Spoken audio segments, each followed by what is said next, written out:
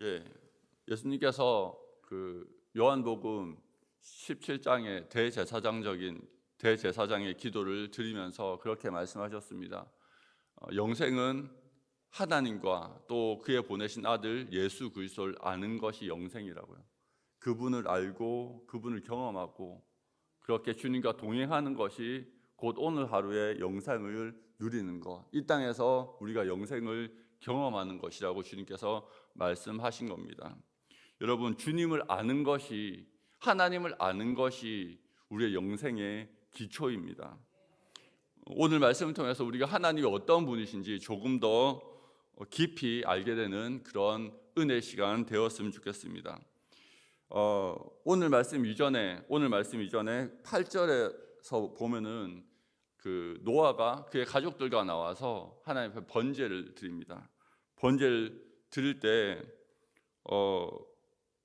그 마음이 어땠겠습니까? 그 마음, 그 1년 동안 그 방주에 갇혀서 그렇게 힘들었던 그 마음이 어땠겠습니까? 얼마나 두려웠겠습니까? 노아가 방주를요 120년을 지었습니다. 산 위에. 그때는 아마 주변 사람들의 시선이 고통스럽고 괴롭고 때로는 두려웠을 겁니다. 왜요? 아마 주변에 많은 사람들이 노아 주변에 수많은 사람들이 노아를 향해서 했을 겁니다. 저 사람 미친 거 아니야? 어떻게 땅을 뒤집어 엎을 그런 홍수가 나서 우리를 심판할 거라고 무슨 말을 들었길래 저렇게 미친 짓을 하는 거지 하고 아마 그런 말을 많이 들었을 겁니다. 그리스도인들에게, 하나님을 믿는 사람들에게 그런 시험들이 많이 옵니다. 하나님 앞에 순종하는데 주변에서 너희 하나님이 어디 있느냐, 너희 하나님이 어디 있느냐. 그런 일들은 다윗도 겪었고 예수님도 십자가상에서 겪었습니다. 너의 순종이 어떤 의미가 있느냐, 어떤 탁월한 결과를 나타낼 수 있느냐, 도대체 쓸데없는 짓은 왜 하냐. 주변의 소리들과 세상의 소리들이 그리스도인의 순종의 삶을 공격하고 외롭게 만들고 힘들게 하고 두려움에 휩싸이게 합니다. 그렇지만 노아는 120년의 그 기간 동안에 순종의 그 배받는 그 방주를 짓는 그 일을 순종의 삶을 살았습니다. 그리고 드디어 홍수가 났습니다. 여러분, 주변 사람들의 소리가 무서운 줄 알고 두려운 줄 알고 고통스러운데요, 홍수 가운데 만난 하나님은 더 두려운 거예요. 그런 거 경험해 보신 적 있습니까? 홍수 가운데 만난 하나님은요 더 두려운 거예요. 출애굽한 이스라엘 백성들이 그랬습니다. 그 파라오의 그 핍박이 너무 힘들어서 하나님 앞에 부르짖었는데 어쨌든 하나님께서 모세를 보내서 자기들을 10가지 재앙을 통해서 구원하셨어요. 그런데 광야에서 만난 하나님은요 파라오보다 훨씬 더 무서운 거예요. 좀 투덜대면 불변 보내고 더 무서운 거예요. 여러분, 세상의 모든 것들이 아무리 우리를 두렵게 해도요 두려워할 분은 단 한 분입니다. 하나님 아버지. 여러분, 예수님도 말씀하셨어요. 오직 두려워할 한 분만 두려워하면요 세상에 두려울 것이 없습니다. 아마 노아도 그 방주 안에서 1년 동안 그 물이 꽉 찬 그 혼돈의 바다를 이렇게 유영하면서 하나님이 두려웠을 거예요. 와, 나를 힘들게 했던 수많은 사람들보다 정말로 한 분 하나님은 더 두려운 분이구나, 두려웠을 겁니다. 그 방주에서 나와서 첫 번째 하나님 앞에 제단을 쌓고 하나님 앞에 번제를 드립니다. 하나님께서 그 향기를 맡으시고 이제 노아의 가족과 또 살아있는 모든 생물들과 언약하는 이야기가 오늘의 내용이죠. 여러분, 우리가 아이를 훈육할 때 어떻게 합니까? 할 때는 엄청나게 엄하게 훈육을 합니다. 잠언에도 그렇게 나와 있죠. 정말로 아이들을 훈육할 때는 정말로 엄하게 훈육해야 된다고 합니다. 그런데 그 다음에 어떻게 합니까? 충분히 혼난 다음에는 아이를 품어주고 달래주고 맛있는 거 다 사주고, 그렇죠. 오늘의 말씀이 그 말씀과 같습니다. 하나님께서 그 심판 가운데 이 땅을 휩쓸어 버린 이후에 노아와 그 가족들을 향해서 위로의 말씀을 하시는 거예요. 오늘 말씀에 보니까 그렇게 나와 있습니다. 땅의 모든 짐승과 공중의 모든 새와 땅에 기는 모든 것과 바다의 모든 물고기가 너희를 두려워하며 너희를 무서워하리니 이것들을 너희의 손에 붙였습니다. 모든 산 동물은 너희의 먹을 것이 될지라 채소같이 내가 이것을 다 너희에게 주노라 라고 이야기하는데, 그 전에는 채소, 곡물들만 먹었던 것 같아요. 그런데 이제는 뭐도 먹어도 된다고요. 동물도. 왜 그렇게 되었겠습니까? 이 홍수 이후에 기후가 바뀌었어요.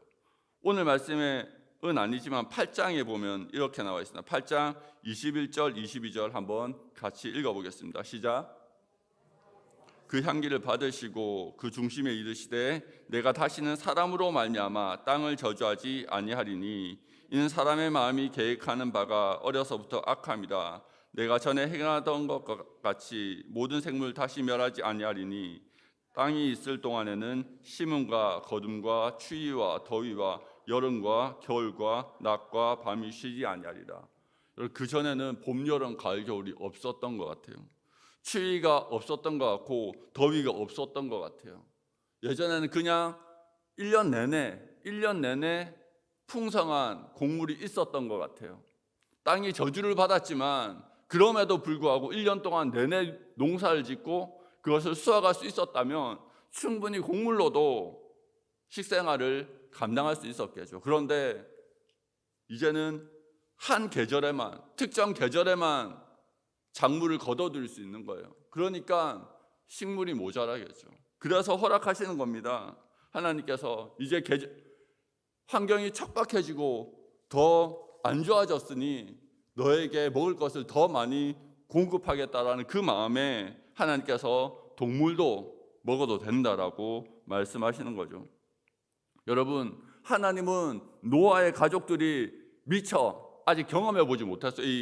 나온 지 얼마 안 됐기 때문에 이 기후의 변화를 아직 경험해 보지 못했어요. 그래서 이 문제점을 아직 알지 못해요. 이제는 곡물이 옛날보다, 채소가 옛날보다 훨씬 더 적게 날 것을 알지 못해요. 그런데 노아의 가족이 미리 알기도 전에 하나님께서 그것의 해결 방안을 미리 마련해서 이 노아의 가족에게 더 많은 양식을 허락하시는 거예요. 여러분, 그게 아버지입니다. 우리가 알기도 전에, 우리가 깨닫기도 전에 하나님께서는 이미 미리 아시고 우리의 길을 예비하시고 우리의 필요를 예비하시고 우리의 필요를 채워주시고 그 모든 방법들을 우리 가운데 알려주시는 분, 그게 아버지예요. 여러분, 그 아버지를 날마다 경험하기를 원합니다. 여러분, 세상 사람들은요, 너희 하나님이 어디 있느냐라고 계속 우리를 공격합니다.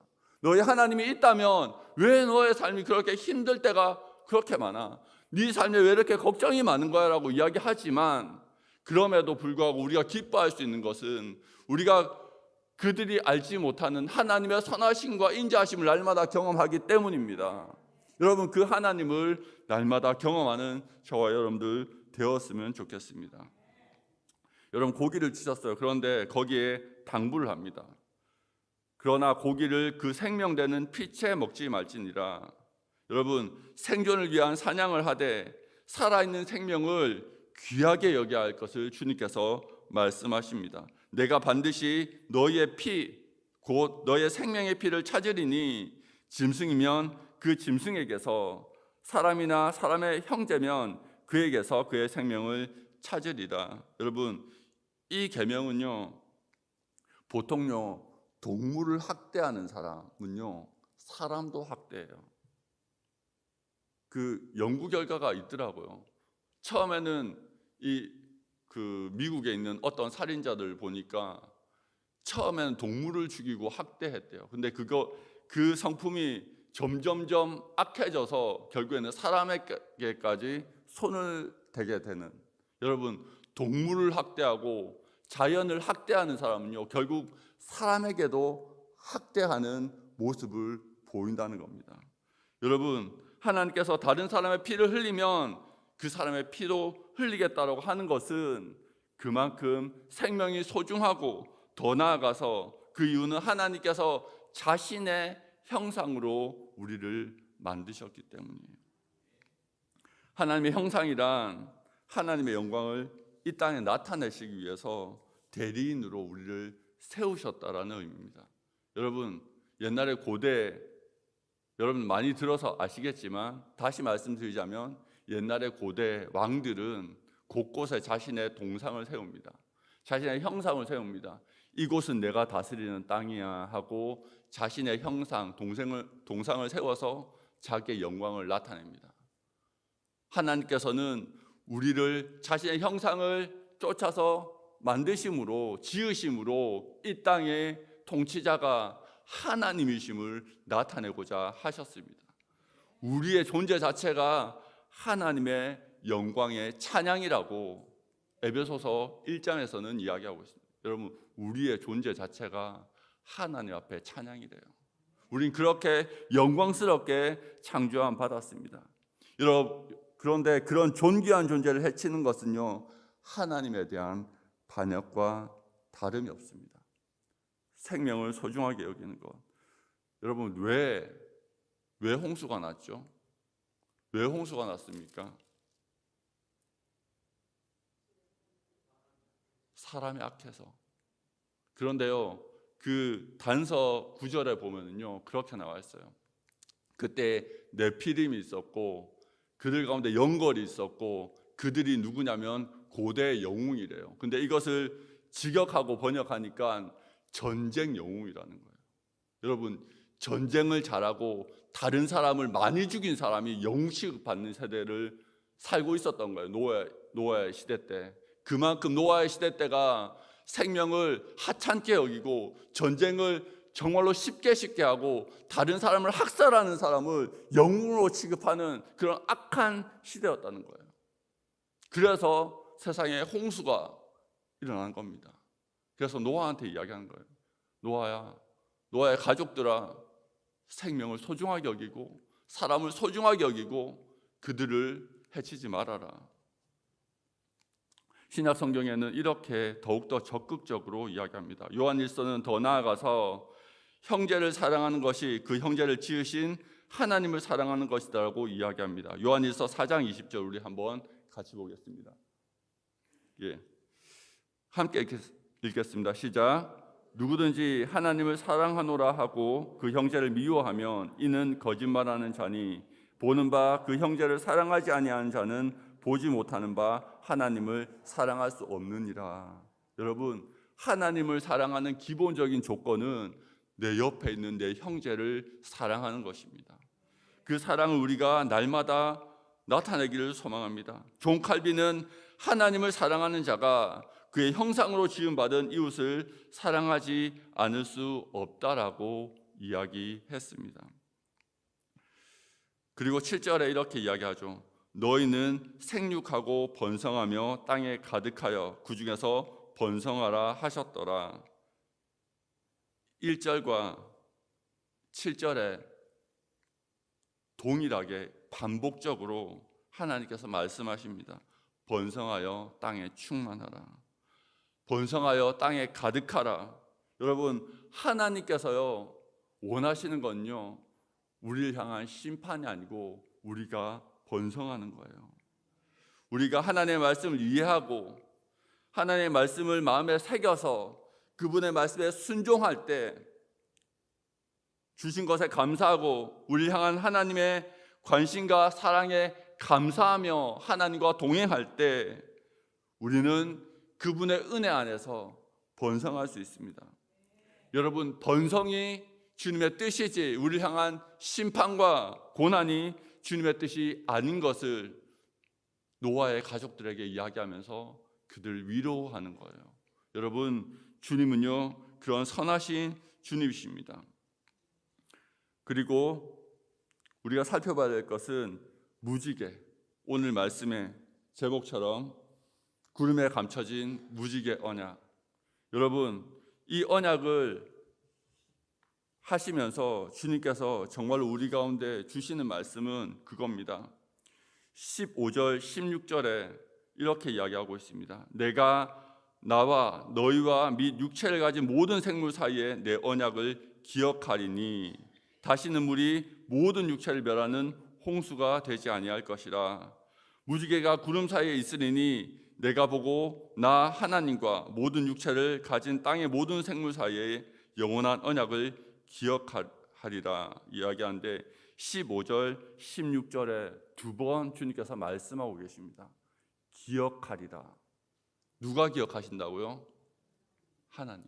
여러분, 무지개는요 이 재앙을 겪은, 이 심판을 겪은 노아와 그 모든 피조물을 향한 하나님의 위로가 되기도 합니다. 아, 하나님께서 우리를 다시는 이런 심판을 하지 않기로 약속하셨지라는 위로가 돼요. 그런데요, 또 한 가지면은요, 하나님께서 이 언약을 기억하신다는 겁니다. 하나님께서 이 언약을 기억하시면서 피조물과 자신이 한 이 언약을 절대로 어기지 않겠다라고 스스로 다짐하시는 거예요. 이것은 무엇입니까? 여러분, 피조물은요 그냥 하나님의 소유예요. 어떻게 보면 그분이 마음대로 할 수 있어요. 그분이 마음대로 이랬다 저랬다 할 수 있어요. 그런데요, 스스로 자신의 권능과 권세를 이 언약을 통해서 제한하시고 억제하시고 자신의 피조물 향한, 세상의 구원을 향한 그분의 책임을 무한정으로 지시겠다라는 그분의 선포인 거예요.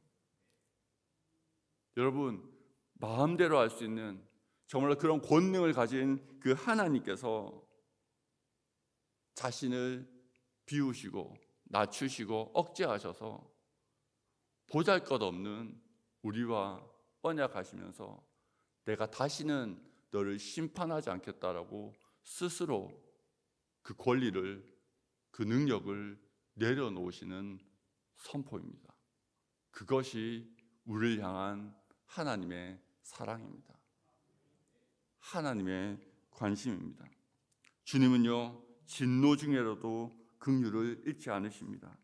세상이 온통 죄로 물들어서 도저히 돌이킬 수 없을 만큼 어두울 때 그 가운데서도 노아의 가족을 찾아내셔서 그에게 은혜를 베푸시고 결국 그 노아와 그 가족들을 통해서 이 땅의 구원의 역사를 이루시는 분, 그리고 무지개라는 증표를 우리 가운데 제시하면서 약속하시는 분, 내가 다시는 너희를 멸하지 않겠다, 너에게 긍휼을 베풀겠다, 너의 필요를 채우겠다, 그렇게 인내하시고 사랑하시는 분, 그것이 우리의 하나님입니다.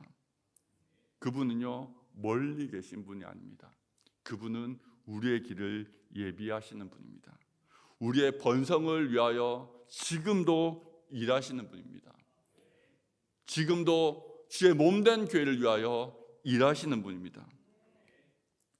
이 언약은요 우리가 요구한 게 아니에요. 그분이 먼저 우리 가운데 말씀하신 겁니다. 그분이 먼저 말씀하시고 그 증거까지 친히 주셔서 자신의 사람들이 안심하도록, 그분의 백성들이 안심하고 하나님을 더 신뢰하고 더 가까이 하나님께 나아가도록 그 자녀들을 설득하는 거예요. 마치 혼낸 이후에 자신의 자녀를 어르고 달래고 품듯이 하나님 아버지께서는 우리를 때로는 징계하시고 때로는 책망하시고 우리를 훈련하기도 하지만 그분의 본심은 우리를 향한 진노가 아니라 우리를 향한 긍휼이요, 우리를 향한 사랑이요, 우리를 향한 은혜임을 우리가 믿습니다. 그분은 우리보다 우리의 일에 더 관심을 가지십니다. 우리가 해야 될 것이 무엇입니까? 우리가 해야 될 것은요, 그분의 선하심을 날마다 경험하는 거예요. 다윗이 말한 것처럼 여호와의 선하심을 경험하여 알라라고, 그리고 그 선하심을 맛보고 그분을 찬양하라고. 그것이 이 땅을 살아가는 그리스도인으로서 우리의 의무인 줄 압니다. 그분의 말씀을 기쁘게 따르고, 그래서 순종하는 자에게 부어주시는 그 은혜를 충만하게 경험하면서, 그로써 우리의 삶이 그분의 영광의 찬양이 되게 하는 것입니다. 우리의 전 삶을 들여서 그분의 사랑이 부끄럽지 않도록 해야 됩니다. 우리의 전 삶을 들여서 그분의 은혜가 부끄럽지 않도록 해야 됩니다. 그냥 그 은혜를 쏟아버려서 은혜를 볼품없는 것처럼 만들지 않아야 됩니다. 하나님의 형상인 우리의 삶을 통해서 그분이 기쁘시도록 해야 됩니다. 여러분, 기도해야 됩니다. 주님, 내가 주님의 기쁨이 되기를 원합니다. 주님의 찬양이 되기를 원합니다. 주님이 원하시는 게요, 큰 게 아니에요. 여러분, 오늘 말씀에 주님이 노아의 가족들에게 큰 걸 원하시던가요? 아니요. 큰 걸 원하지 않으셨어요. 생명을 사랑하고 하나님의 말씀을 따르라. 그리고 번성해라. 그분의 말씀을 들으면서 번성하는 것이 그분의 뜻인 거예요. 얼마나 쉬워요. 그런데 우리는 우리의 마음대로 하고자 해요. 그분의 뜻이 임할 때 우리는 귀찮아할 때가 많습니다. 이거 해야 되나? 여러분, 그렇지만 조금 힘든 순종일지라도 막상 순종하고 나면 그 열매가 얼마나 단지 주께서 우리에게 가르쳐 주실 겁니다. 그 은혜의 맛을, 그 은혜의 열매의 맛을 날마다 경험하는 저와 여러분들 되었으면 좋겠습니다. 그것이 우리를 창조하시고 우리를 구원하시고 지금도 인도하신 하나님의 무한한 사랑을 받은 우리의 평생의 사명인 줄 믿습니다. 우리의 사명은 뭐라고요? 그분을 따르고 그분의 뜻을 쫓아서 우리가 이 땅에서 복음을 전하며 번성하는 것입니다. 그 좋으신 그 하나님의 뜻을 받드는 저와 여러분들 되었으면 좋겠습니다. 기도하겠습니다.